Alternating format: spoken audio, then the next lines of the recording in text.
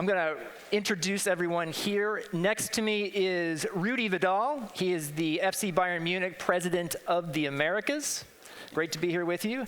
Next to him is Alan Rothenberg, Chairman of Premier Partnerships, former President of U.S. Soccer, former Chairman and CEO of FIFA World Cup 1994 here in the United States. Next to Alan is Chris McGuire. He is the Adidas Director of Sports Marketing for the Americas. And before we get going with the panel, I just want to sort of set things up a little bit here. Bayern Munich, 5 years ago, and I can't believe it's been 5 years, became the first European club to set up an office in New York City for the Americas. And it feels like they're part of the fabric now of New York City, of the Americas. And I see Rudi a fair amount, and it's great to be here with him. In those 5 years, they've had a lot of success with partnerships at the grassroots, institutional, and commercial level. And yet, we're not going to talk about that on this panel today. There's a different topic than just what Bayern Munich has done in the Americas over the last 5 years. We actually want to look ahead in this panel to World Cup 2026, which, as you know, will take place in North America, the United States, Mexico, and Canada. And we want to talk a little bit about what FC Bayern's role is going to be in that, and other aspects as we look forward to 2026. First off, though, we have a video. So this is a short video of the FIFA 2006 World Cup game at the Allianz Arena in Munich.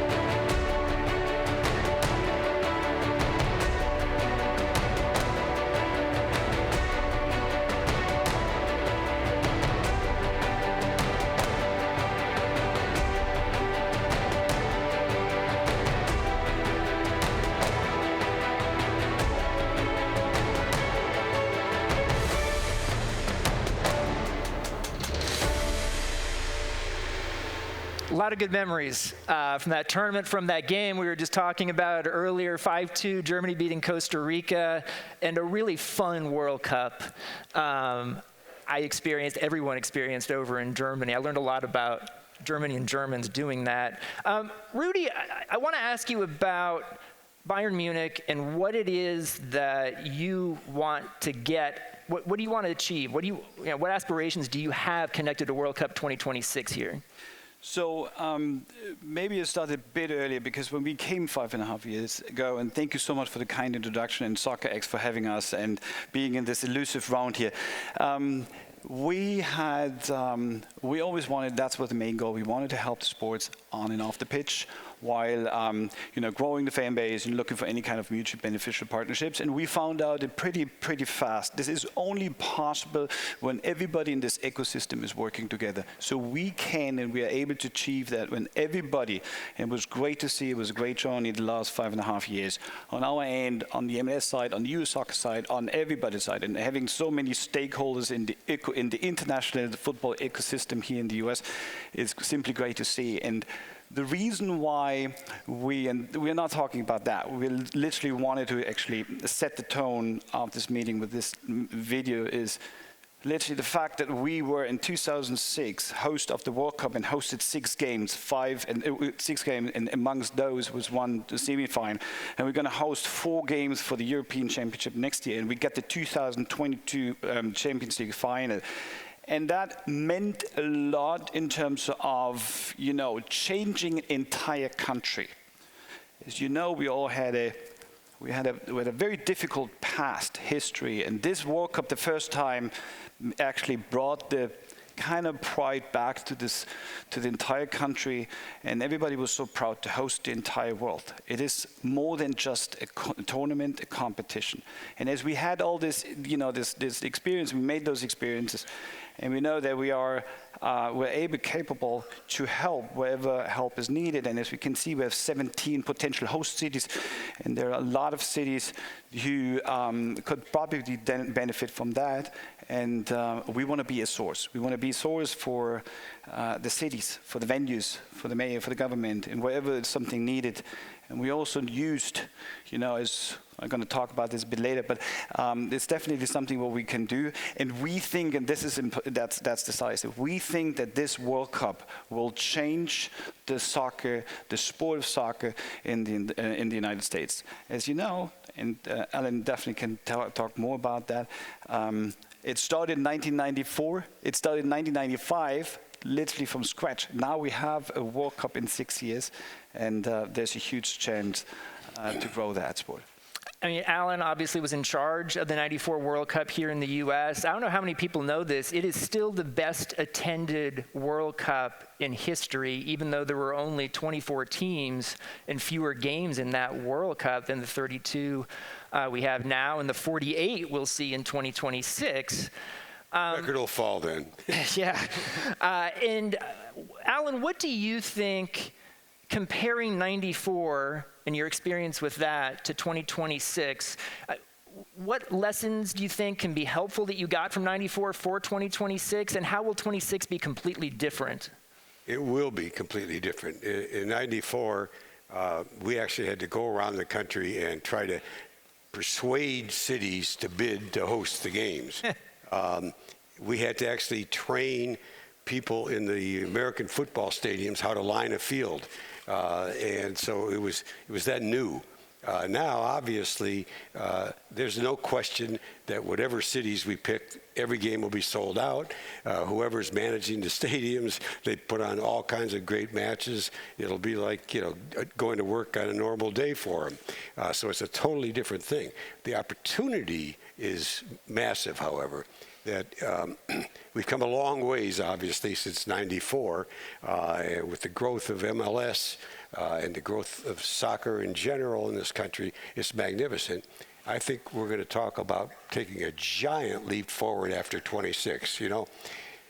One of the secrets to the success of MLS has been the construction of soccer-specific stadiums, and that's been great for the atmosphere and great for the league. I predict that after 2026, those stadiums are going to be way too small, and we're going to be talking about 50 and 60,000 seat stadiums. It's proven already in Atlanta and Seattle, two places where we are sharing stadiums with an NFL team, and the attendance is through the roof. And so that's from that standpoint, it's going to be different. We have a generation of young people who in the last 25 years have grown up with soccer, and then there'll be yet another generation after 26. It's night and day. I mean, I just look at, I've got 16-year-old grandsons. Their father was a good athlete. One time in high school, he either had to pick basketball, where he would always be a slow white guard, my fault, or soccer. He was a much better soccer player, but it wasn't cool. It was much cooler, even if you're on the bench, to walk around, with the school jacket and a basketball on it than it was with a soccer ball. Now, my grandkids, they only play soccer. That's their sport. That's all they talk about. And I think that's typical of the generation, and you're going to see that way more, because now you're going to have a whole millions of kids who have grown up with the sport. They'll see it at its best, and they'll see it at its most exciting, and I think the sky's going to be the limit. Chris, Adidas has had a role since the start in MLS. You've been the league's official uniform supplier since '05. Looking ahead to 2026 here in North America, what do you see as the role for brands? Yeah. And also being a proud partner of FIFA since 1970, and a relationship will continue through 2030 as of right now. So hopefully we'll be extending that soon. But that, what our role would be primarily, first and foremost, is around product. We like to think. We know we make the best soccer ball in the world, and every 4 years at the World Cup, we introduce that new ball with a new technology, and that really becomes the icon of the tournament. So that, first and foremost, is something that we're excited about. We'll do a lot of fun activations leading up to 2026 to really get the ball out there and make it that true, give it that icon status, and really get it into every family room around the United States, and really make that, this time of year, make it the holiday gift of the year in 2025, after we launch it after the draw. Then, focusing on our federations and our partners, making sure that the technology that we put into the uniforms is first and foremost helping them become better athletes. Everything we do is centered around making that athlete better and helping him or her perform better in their sport. So those are really, from a pure business standpoint, the exciting things that we're looking forward to in 26. Now, Alan, you mentioned in '94 that you didn't have many cities competing to be venue cities for that World Cup. Now, for 26, you have a lot. There'll be a lot that don't get it. Where are we going with this? Do you know about the timeline? Because, these decisions could be made when? That's a great question. According to the initial bid, requirements from FIFA, we were supposed to submit by June of this coming year which cities we would recommend, and they would then make a selection. I mean, typically in the past, they've always done what the host country has recommended. So I'm only talking about the United States now rather than Mexico and Canada. But in the United States, we started with 23, we're down to 16 cities bidding for basically 9 slots. FIFA has not told us a thing since the bids were submitted. And so you have cities waiting, for the instructions, waiting for the orders. And it particularly affects some of the cities that might be the ones that are on the bubble. I mean, undoubtedly, New York, Los Angeles, maybe 2 or 3 other cities are obvious selections. But boy, the competition for the other slots is going to be fierce. And they're just waiting to hear from FIFA exactly what they're supposed to be doing. And this is going to be an interesting World Cup, because the one in 26 will be the first time there will not be a local organizing committee. It's going to be run by FIFA. And so I'm curious to see how that changes things. There will be no Alan Rothenberg equivalent from '94 for 2026, which is interesting. In terms of you, Rudy, and what Bayern wants to do working with venue cities that get the bid, what exactly do you think you can bring to the table in helping those cities? So that's a good question. We actually came to the United States the 4th time in 5 years, and we were fortunate enough to play in potential host cities. We played in LA and Houston, Kansas City, and we knew about the excitement in those cities and everybody. And it was really great, because as soon as we know where we're going to, we're trying to engage with everybody, to get in front of everybody, to meet everybody. And it was so great to see the excitement from everybody, including the owners of the franchises, no matter what franchise is. So what we thought is, how can we help? And what we did, for example, in Kansas City, we have invited Clark Hunt to come to Munich and communicate, announce that we play at Kansas City. That's something what he did together with his star quarterback in Houston, Pat Mahomes. And in Houston, we did something. We actually supported an initiative, Free Kicks, where we know that the city is building the community for an event like that, and we obviously wanted to be supportive, and we actually exchange in our philosophy, and wherever we can help in terms of venues, questions, building community, the way how we acted and brought everybody on board. That's kind of something what we could deliver, and it's simply an opportunity. It's simply something what we could give to cities who are interested in. And again, this is another opportunity to benefit from another stakeholder in the market here. I want to ask any of the three of you where you see the biggest opportunities for growth in soccer in this part of the world over the next 7 years leading up to this World Cup. Well, let me just say one thing about Bayern. In full disclosure, Premier Partnerships has the honor of consulting with Bayern and their initiatives here. So many of the other big clubs who have come in for exhibitions, they come in, they play, they leave. And many of the leagues have sort of dipped their toe in the water trying to figure out what to do. Bayern early on, and it was not because of our advice, they were doing that before we were retained, did what Rudy said. When they would go into a city, they meet with the people. They've been helpful to the cities that are bidding, by the way. He mentioned Houston and Kansas City, Los Angeles. They played last summer in those cities, and in every case, they set up a meeting with the host bidding group and talked to them. They have set up things in concert with local teams and universities and federations, so that they're not perceived as being a foreign interloper who is coming in, just to grab what they can and then leave. They're really becoming good partners, which I think is really vitally important. I mean, needless to say, with the wealth of this country and its size and its population, anybody that is looking at opportunities to increase their market shares has to look very hard at the opportunity. I mean, somebody was telling me, well, there's only about 20% of the American public that cares about soccer. I said, oh, good. I said, that's 70 million people. Germany only has 80 million people total. The UK has what, 57 million? France has about the same. So we'll take the 20%. Now we're going to grow it, but we'll take the 20% and run away with it.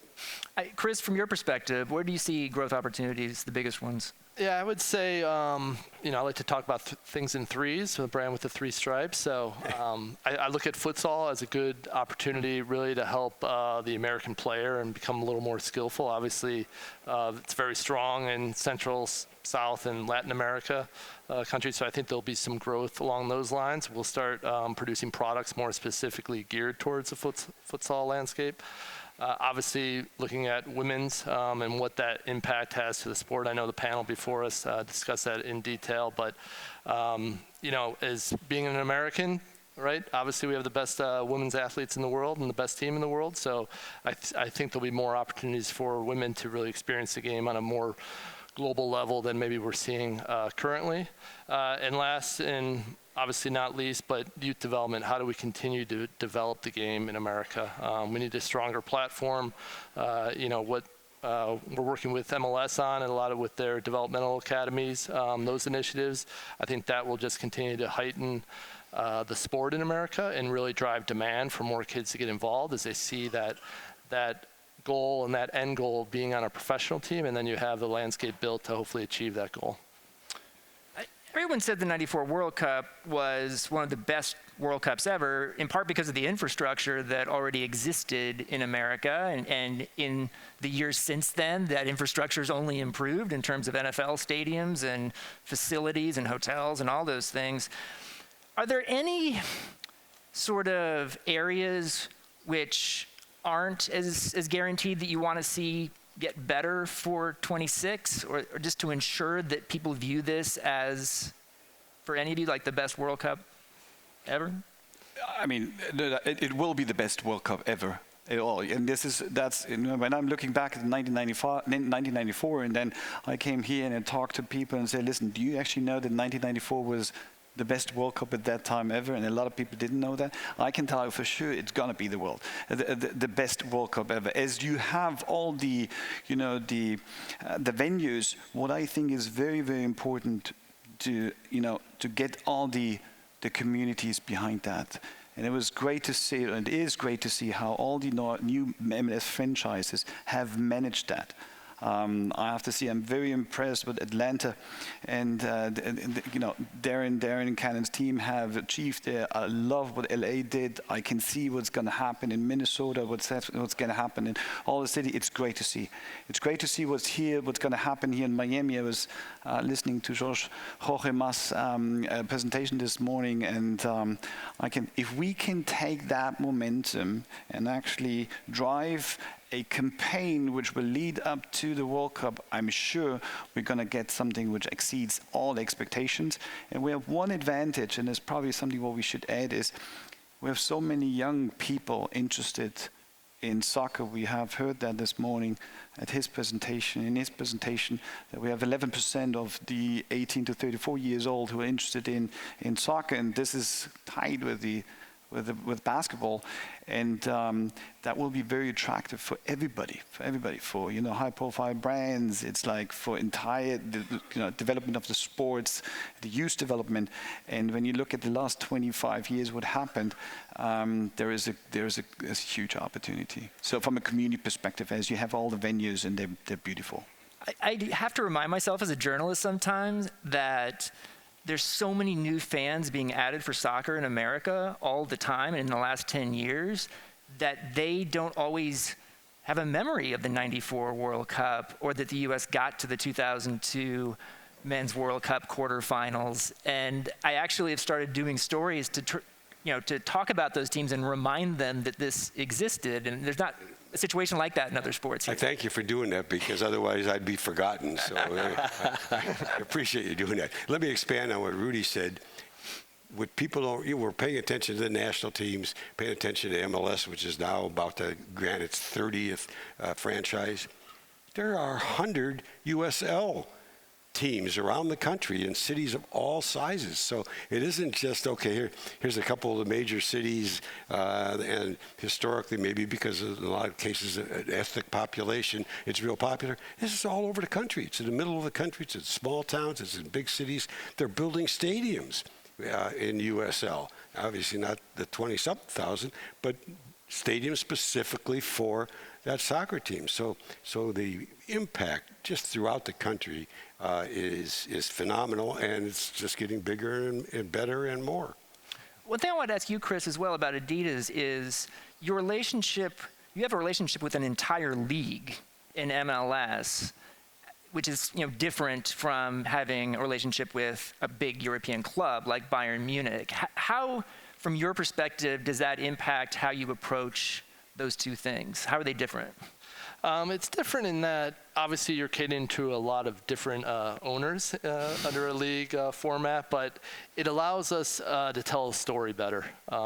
Obviously we have great global partners, and Bayern being at the pinnacle of that, but how do then, as we're a maturing soccer market here in the US, how do you collectively tell the Major League Soccer message to a consumer, to a fan base at retail is very important. So collectively giving them each a different identity for them to grow off of and build their own brands.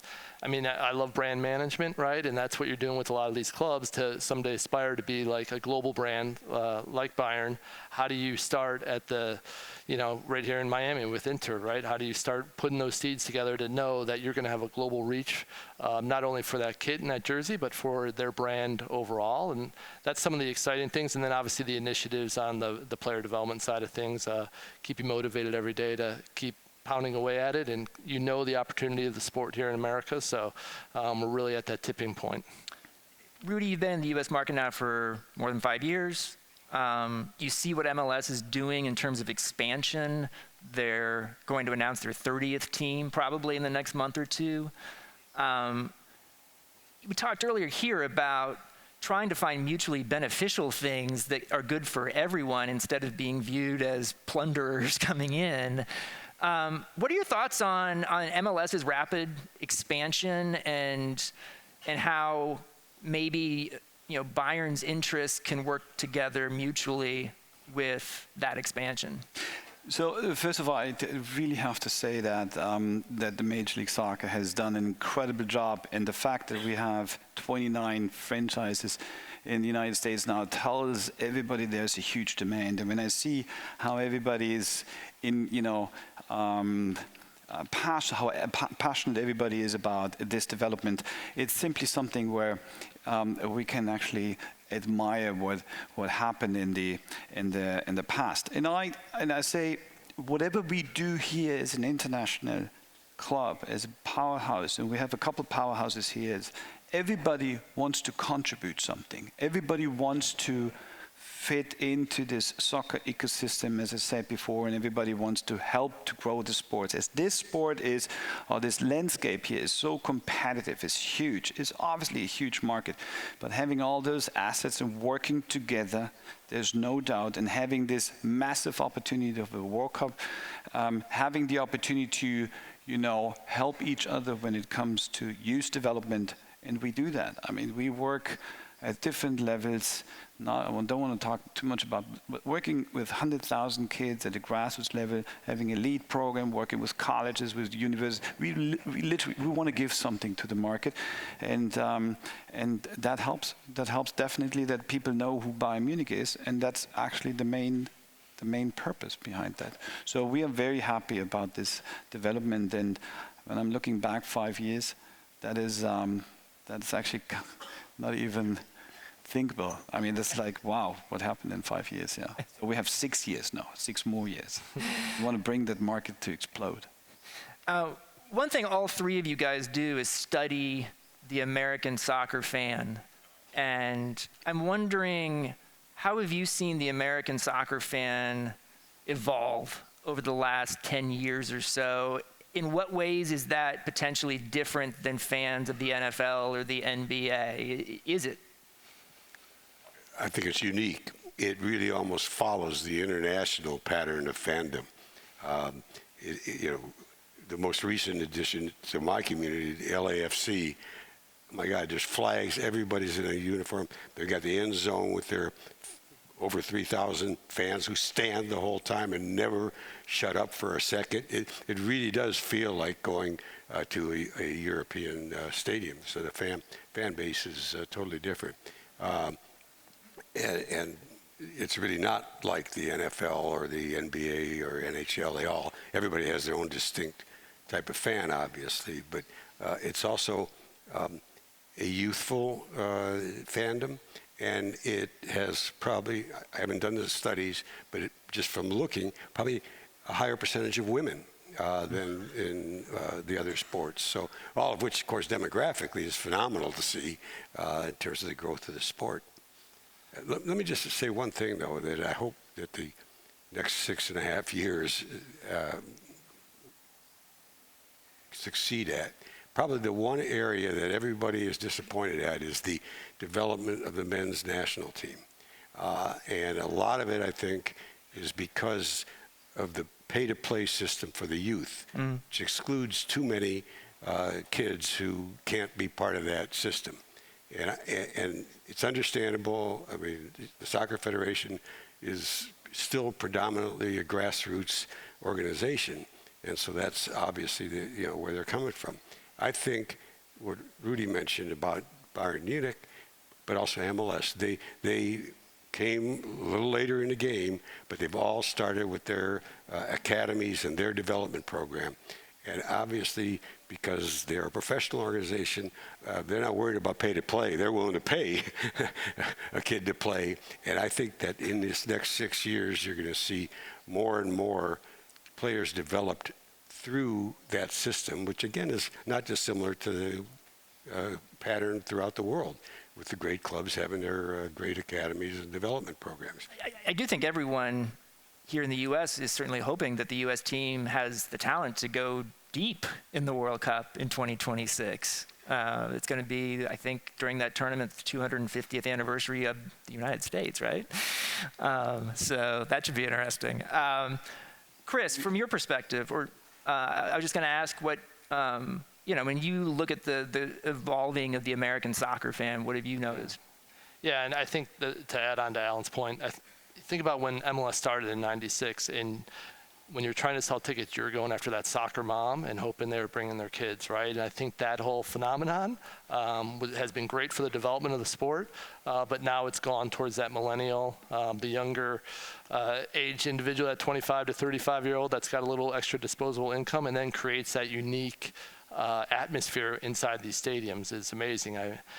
We all remember when the first soccer-specific stadium opened up in 1999. It was a great experience. You really felt, you had the flag planting in the sand, and this thing was going to take off. And then the evolution as the fan base just continues to grow. And I think, when we look at fan bases across all the leagues, it's generally a little bit younger on the MLS side, more socially driven, more digitally driven, something that the other leagues can't keep up with currently. And they're more passionate, right? I mean, we all know the power of the NFL, and there's a lot of jerseys in those stadiums, but they don't create that atmosphere in the stadium. And we also found out that this, and that's different compared to Europe. Is obviously if you have a team, you pick the team, and you're a fan of an MLS team, and you're a fan of an international team. You can be easily a fan of an international team in Germany, in at La Liga, in EPL, in Serie A. So there is a huge field and a huge interest, and obviously, as the European soccer is very, is historic and is very well performing. That's totally normal that the young people who kind of grew up with soccer are looking at those leagues. It's probably the same when we talk about basketball in Germany, and this is a very upcoming league. We're always looking up to the NBA because this is probably the most professional international league, which is totally normal. And that's the same here. So you're rooting for a local team, and you're rooting for an international team. You're rooting for an international Spanish team. So there's room for everybody in order to kind of grow the fan base. Yeah. In terms of the youth development, I hope, and there's no reason, we talked about the population. We have 320 million people in the US. We have 80 million people in Germany. There's no doubt that the US is not able to generate or create talent the way we do it, because they did it and do it in all sports. So but our system is a bit more structured. We have 6 million people organized, under the German Soccer Federation. And here, as this country we talked about yesterday, and that is totally true. This country is so massive, so big. So you need to find a way how you can actually bring those the talent groups and those initiatives together in order to pursue that one goal. And I'm a bit afraid that the 6 years, that this period of time is very short with regards to building talents for that World Cup. We probably would have needed 4 more years, but we are keeping the fingers crossed that this will happen. We're going to go deep into the tournament. I say we, by the way. Now, one thing that is changing next season for the Bundesliga is where you'll be able to see it in the U.S. It's going to be switching to ESPN Plus mostly, few games on linear television. And I'm wondering, as we get closer to 26 and you make that switch, how is Bayern, what are you doing as a result? What's different? So first of all, we had a pretty long, tender process, and we talked to everybody, knowing that there is obviously a news, cycle coming up, and we decided indeed to go with ESPN together with the Bundesliga for the next 6 years. And that being said, including up to the World Cup, and what we do, and it obviously ESPN Plus is fits in this entire OTT world where all those young savvy football guys want to consume content. It's not only ESPN Plus, but it's CBS All Access, it's BR Live, and all that stuff. So we think that ESPN is probably the most significant and the best content producer. Hopefully, don't say anything wrong here, but it's I just kind of have to promote our future partner, but everybody knows that they're doing a great job on that, and we think that we fulfill those needs, consuming content on an OTT with a partner like ESPN, and they will put a lot of efforts into that platform, and they will acquire a lot of soccer content. Unfortunately, they didn't get the Champions League, but I'm sure that they will build on that track and go there and become a really soccer expert in this market, in the OTT space. I want to wrap up because we're running down on time here, but I want to wrap up by asking you guys, the three of you, just over the next few years when you see what is going to be done, what are you most excited to see, but also what is the biggest unknown, in a sense, for you over the next few years as we ramp up to 2026? Well, in the short term, it's sorting out those cities that are bidding. Sounds like it. And an interesting thing is that, I said that I have no doubt that we will sell out every seat to every match in every city. What's really interesting, and we didn't have that obviously in '94, is fan festivals. I think you're going to have millions and millions and millions of people. And that's one of the challenges for the host cities. It's one thing they all have to have a great stadium, and they're all going to have a great stadium. But they have to find room for those millions of fans who would have liked to have gone to the match, couldn't get a ticket, and they want to follow it. It's going to be a serious challenge, both to find a space and also figure out security and everything else. So it's not going to be, we'll open the floodgates and let everybody just pour in. So it will be difficult, but really important.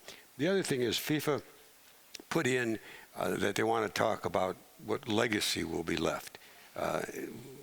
And what's really important, and it does focus a little bit on what I said before about underserved areas that have to be developed.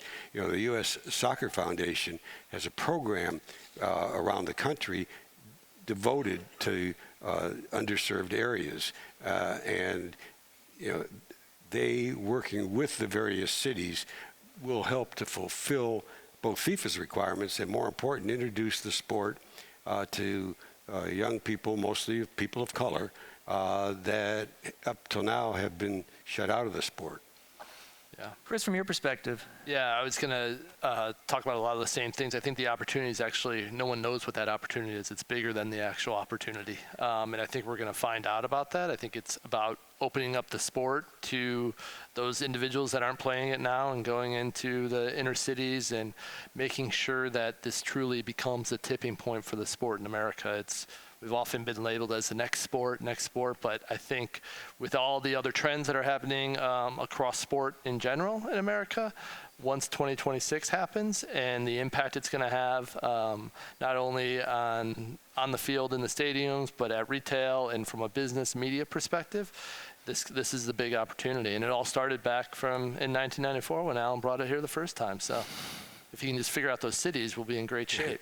That's exactly. There's some unknown components which makes it probably a bit challenging. So if you indeed would have solved this city thing, this will happen soon, and then get some guidelines from the host, from the FIFA, I guess there will be a lot of creativity within the host cities to do things which are probably unique we haven't seen, because I can't imagine that this country don't want to, show themselves like as a very welcoming country and host ideally an entire world for that. So I'm sure as soon as we know that, and I just simply hope that this entire FIFA thing will, guide all stakeholders along the road in order to achieve the goals everybody has in terms of, youth development, brand building, MLS franchise expansion, development at professional level. So I'm very confident and I'm believing in that.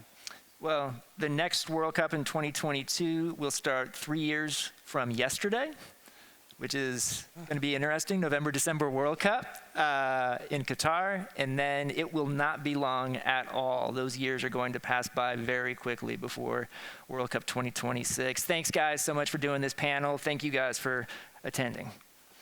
Thank you.